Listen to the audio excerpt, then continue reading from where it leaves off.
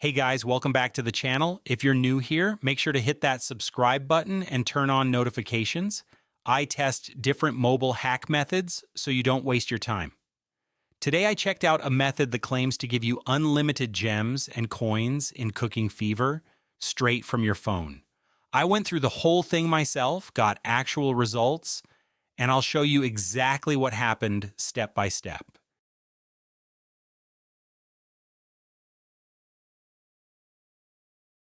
So the first thing the tool asks for player ID, you'll find it in your Cooking Fever profile or in the Settings tab. I just copied mine and had it ready for later. Nothing tricky here, super quick step.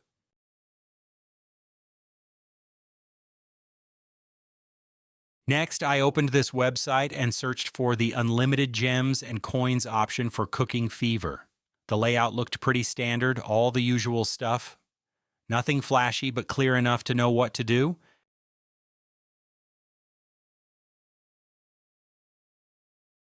On the next screen, I paste my player ID, selected my platform, I'm on Android, and hit Connect.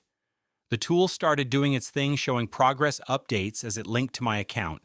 Everything looked smooth, no errors or sketchy stuff popped up.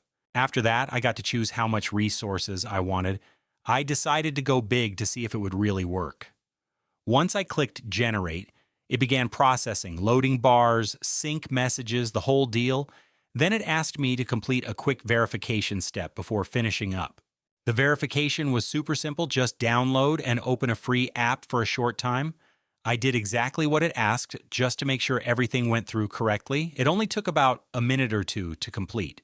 Once I was done, I reopened Cooking Fever and checked my balance, and yep, the new gems and coins was there.